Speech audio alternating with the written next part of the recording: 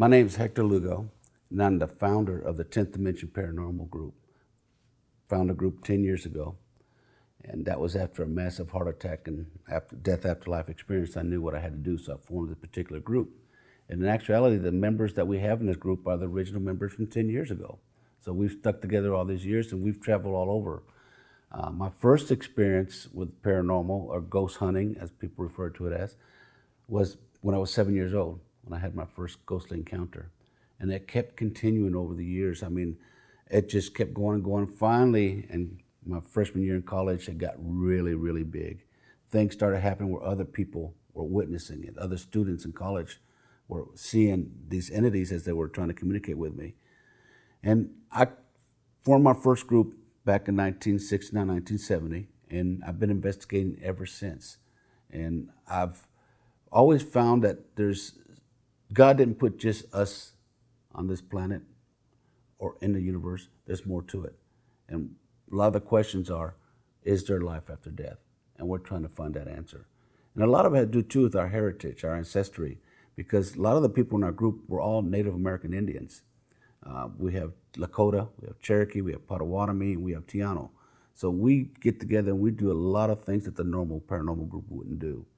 I'm not afraid to investigate anywhere in the world. We've traveled, part of our group has traveled to Ireland, England, we traveled all across the United States.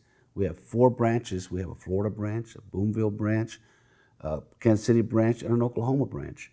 And they will investigate different locations and report back to us and let us know what they've done, and we evaluate the evidence with them. Now, I'm real particular about how we investigate as 10th Dimension because we don't charge. We go out and do this at our own expense. We have attorneys, we have doctors, we have nurses, we have law enforcement in our group. So everything that's done is done right on the up. I mean, there's no embellishing and no hiding or making stuff up. It's what we get is what you get. We present it to you. You decide. If you look at our t-shirt from the conference, it says, "What do you think?" That is our logo. It's, what do you think? We ask that all the time. And that's why we had that t-shirt designed the way it was. We also don't provoke. We believe you can get more with a piece of candy than you can with a rock. So we're always nice to the spirits when we try to interact with them. And I think the spirits appreciate that more because we get incredible communications. Like this morning when I presented my speech, there was EVPs in there and everybody's on the edge of their seat listening to it because they can't believe that this is a spirit talking, but you can definitely tell. And I think that this is something that I'll probably do until the day I die. It's just something that I have questions for, and there's some answers I've gotten, but there's a lot of answers I have not gotten to. And I'm going to continue going as much as I can and helping people that call us and helping the spirits too, because they need just as much help as the people that are making contact with them. Now, my personal opinion on whether there's a connection between UFOs and entities, yes. And the reason I say that is because I have taken pictures of an alien species sitting in a chair with an orb like a crystal, and there's a spirit next to them, and they're looking at something like it's almost like a review. Plus, I've seen pictures taken in St. Augustine at the lighthouse that the curator showed me.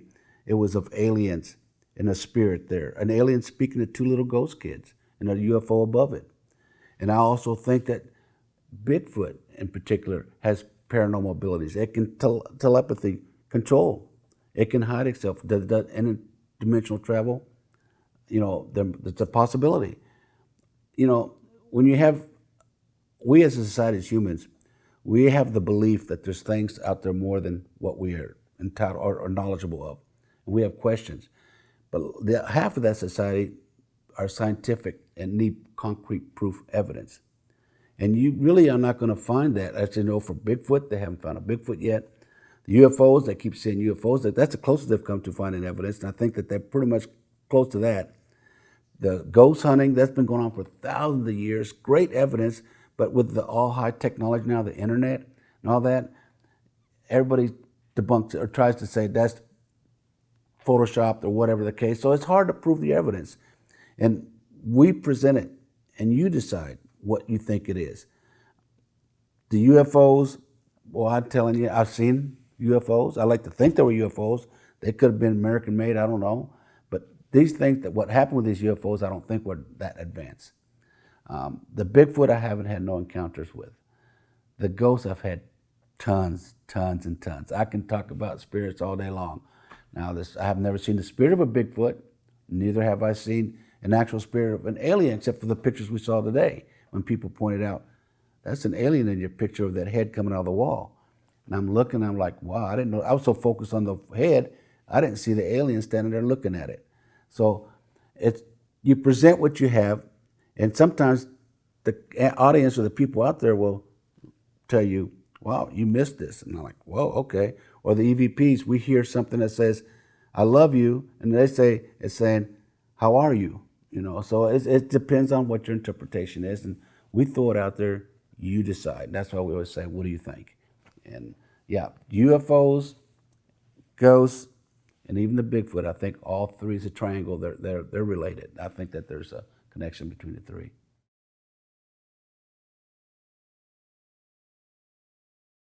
This KC Paracon conference is going to have to be adaptable. It's going to have to adjust to all the changes that are coming up, because you have people, we don't know what's going to come up in the next 3, 4, 5 years. There may be a big landing of UFO somewhere, and that's going to dominate the news, that's going to dominate the conferences. Or somebody finally gets a Bigfoot. Or somebody, actually a TV crew goes out and they actually capture a spirit and they present it on TV like CNN or something. So it depends on the media, what is out there, that kind of leads you in what you want to present. We have this KC Paracon conference, and what I like to think is that the people that we bring in are pretty good experts in their field. They have a lot of knowledge that they want to share and a lot of information they want to share. How they present that, that's up to them. We put the platform out there, the stage is set up. If you want to do a talk session, if you want to do a presentation or just a speech, it's up to you. It's a freedom of speech. You go up there and present it, and we're going to listen because we're interested. These people paid to come to see what they have their choices. Some are here for Bigfoot, ghosts, UFOs. But when that particular individual speaks that they're interested in, they're going to move up to the front and they're going to ask questions. They're going to be involved. Let's say it's a Bigfoot speaker coming up. Well, the UFO and the ghost people are going to move to the back, and the Bigfoot people are going to move to the front because they're going to be really intrigued by it. It's vice versa. Same thing goes with the ghosts and the UFOs. So for that reason, we want to make our conference where it includes everything.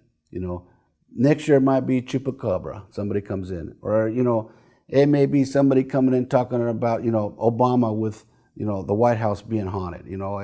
It could. We don't know. We just don't know. We just know that every year we're going to try to bring in a whole new set of speakers, or really at least 6 or 7 new speakers. We'll have 10 to 12.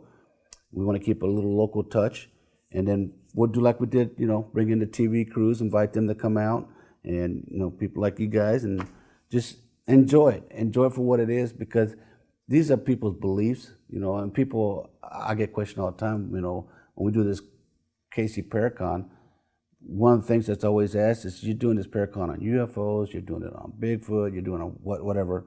And sometimes religion is brought up, and people, faith, like, why isn't anybody talking about God that created all this and all that? Well, if there's a speaker that wants to do that, hey, we'll bring them in. But a lot of the focus is not on religion, a lot of focus is on the abstract, which is dealing with these subjects.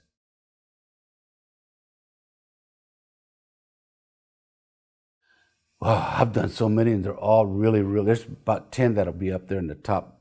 But I'm going to tell you about one in particular that I think is incredible because there was witnesses to it.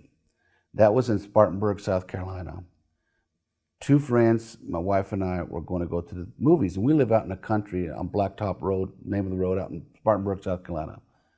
And these people that were taking us, we were going with, were born and raised there. They knew that back of the hand. No ifs. We got in the car, we drove about 100 yards from our house. On the left, all of a sudden he slowed down, and there was a scene on a field for hundreds of yards wide and at least 200 or 300 yards long. Figures start appearing. It was slaves picking cotton. And at far back, as you can see, the slaves and the males were in the back picking up bales of cotton and putting them in a wagon. And there was huts there. But right in front of me, no further than 10 feet away was a black lady, bent over, looked like Aunt Jemima, and she was picking cotton and putting it on her apron, was held up like this, was filling it up, and there was blood from the thorns. And she looked at me and a tear came down. And she had, just incredible. And there was a guy on a horse, a white man on a horse.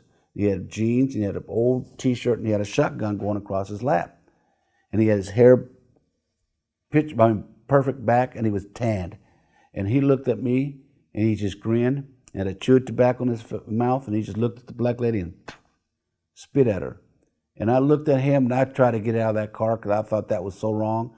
And he just looked at me and grinned. Then the whole thing started fading. His horse, that was this beautiful horse, just started fading, and he started fading, and the people, everything faded all the way back. And we stood there for like a minute after it was over with, and the people with us had no idea what was going on. And they're like, what just happened? And my wife and I looked at each other, and she goes, there was a message in that. We don't know what it was. And that wasn't the first time. We've had others like that, but that was the one that was most prominent because she was so close and she was so adamant about that tear coming down, and like I could do something about it, but I couldn't. I mean, I did what I could, and I removed the scene, but I got a feeling that even though I removed the scene, that is still going on. She's still picking cotton to this day. It's something that's going to happen forever. It's imprinted in a dimension, and that's why we call ourselves the 10th dimension, because we think there's the dimensions, different phases that everybody goes through. I think hers and that group of individuals is stuck in that dimension until they get help, and hopefully they've received that help by now. That was the most intriguing. That's one of the, I put that one in the top 10. I mean, there's been others that have been actually more physical or more dramatic or even more colorful, but that one was one where that left a feeling of like, what can I do? How can I help? But I can't. I couldn't do nothing that day, and that sucks. And in my particular field, and I deal strictly with the ghost hunting, and there's a reason for it, because I've always had the ability from 7 years of age to see spirits. I don't know when I can't control it. I can hear them, I can see them, I can feel them. And the people tell me to go stand in the corner and take a picture because they know that the spirits will come up to me. And I know why they do that. Because in 2000, I passed away. I died for 12 minutes. So I crossed over and saw what's on the other side. When I came back, a lot of the spirits are like wanting to know who I am and touching me like, how did you get to come back when we aren't? So there's an attachment. There's something special there. But that's not to say that other people can't experience that. And it's really a good feeling when you go out and you're positive about it. What we're getting here is too much BS from the media, TV shows. They always want to present the negative. They always want to embellish. I mean, we've had TV shows call us, and we get down to the final part where we're getting ready to sign the contract, and they say, well, we want to do this and that. And I'm like, if you're not going to tell our story the way it happens, we're not signing, and I don't. This is the way it happened. You don't need to change it for the sake of TV, because they want to negative themselves. Scary stuff sells. 99% of the entities that we encountered over all the years have always been really, really good entities. They're people just like you and I. The only difference is they don't have the body to deal with, and they're waiting. They're sitting there waiting for further instructions, further guidance, so they find a spot to wait. And sometimes they've waited a long time, and a long time compared to us, for us. Now, for them, it's not very long. And they get impatient, and they see something that looks similar to them, or they acknowledge it, so they want to communicate. What do? We have groups go in there and say, come on out and touch me, or do this, or cuss at them and everything. Those spirits don't do nothing, or they get mad and do something to them. You ask for it, you get it. We ask for respect, we ask for trust and kindness, and we get that. And we've had incredible encounters that I don't know if you got to see my speech today, but there's EVPs, there's videos, and there's pictures there that everything but an angel was in those pictures. And I think that there's a reason for that, but these particular entities were just reaching out, trying to communicate and trying to seek either help or advice, and that's what we do. We go out and we try to help. And I think that the other paranormal groups, they need to realize that these spirits are there before us. We're looking for them. when we do go get a call and we go find them, they have to respect that particular entity. That entity did not hurt the people because the people wouldn't have called us. You know, like, this thing is getting ready to kill me, rape. Now, I'm not saying it's all of them. I said 99%, because there's that 1% where a spirit does get way out of whack and does hurt people. And like we did that TV special, the Bio channel, where that spirit did hurt people. And that happens. But you have to learn how to deal with it. We practice, we research, we obtain as much knowledge as possible before we go to any particular case. So we're prepared. We don't want to go in and get surprised or scared off. You know, you have your faith and your intent and knowledge about the situation, you can go in and you can deal with just about anything if you're doing it with good intent. And I think that a lot of the groups need to realize that if you're doing it for the reason of going to TV, if you're doing it for the ego and going out there and saying, I want to do this so I can be on Sci-Fi Channel and make big money, you know, that's kudos for you, go out and do it, but that's what's making this paranormal thing a little suspect, because we know that they do things because they're under pressure. You have 40 hours, the first 8 hours and the 3 12s that perform that particular episode. So you go to a location, if there's no activity, you got to make it up, otherwise you're going to lose your audience, and you have to make it exciting. And that, for that reason, I don't pay too much attention to these shows other than to see what kind of new equipment they have, or you know what kind of new techniques they may have that might be used by a group. You know, the flashlight thing by Taps, that's a good, I like that. We use that. And last week we had we went to a gym and 3 police officers showed up. And they said, what are y'all doing? I said, we're getting ready to investigate. He said, you're police officers? I said, no, we're investigating ghosts. Oh, that's a bunch of crap. I said, why don't you do this? Why don't you come back in an hour and sit through our session? I said, okay. An hour later they returned. We're in the gym. We set down the flashlight. And I said, try it. Walk around, bang, do whatever you can to start that flashlight. They couldn't do it. I said, Diane, start the session. Diane says, on the count of 3, if there's a spirit here, can you turn on the light? She counted 1, 2, 3, poof, light came on. And we're videotaping this. And for an hour and a half, that spirit communicated. Those police officers, when they walked out of there, I finally asked, I said, well, what do you think now? There's ghosts. There's ghosts. They exist. And all 3 officers were walking there talking, and one put his flashlight down. It was the big old flashlight they actually used as an extra weapon. And I said, you know, I know what you want to do. You want that spirit to turn on your flashlight. And I said, and it probably will. But let me tell you something. If that spirit likes your flashlight, he might attach himself to it and not let it go. You put that flashlight back in your holster, he's going to maybe follow you. I said, you okay? You all right? You okay with that? You want to leave your flashlight down there?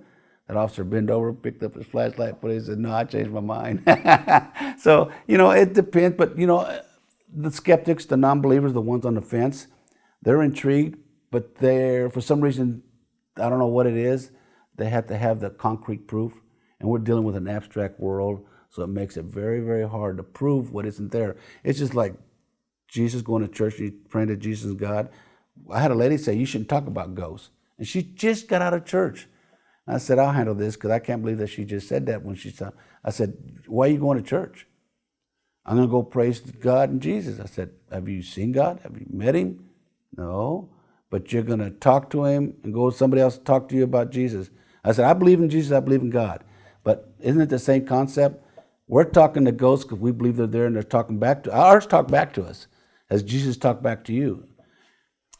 No, but I understand what you're saying. Yeah, I apologize. I understand. So she, I said, oh, thank you. She walked off.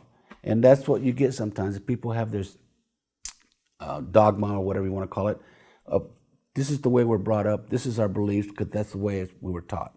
And sometimes society is led that way. Remember when you were a kid, they said, I saw an imaginary friend. Shh, don't say that, don't do that. Now, a lot of people say, well, okay, you know, just be careful with them. And they let it go. Because psychiatrists are even saying, you know, let them live out their imaginations.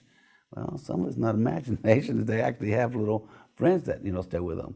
So for that reason, I think that the paranormal groups, if you're going to do paranormal investigating, do it right, do it 100% right. Don't go out there and there's going to be hobby groups. There's going to be groups like ours, and there's the TV groups. And the other 2 groups, they're doing it for money. They're doing it because they think it's a cool thing to do. And a lot of times these little hobby groups that do it, like high school kids and college kids, let's go to the cemetery. Well, they're out there in the cemetery talking to spirits, drinking beer, or smoking whatever, having a good time. All of a sudden, things happen, and they scream and freak out. Then they come calling us and saying, "We have a spirit following us and all this and that." Well, why'd you do that? They don't understand it.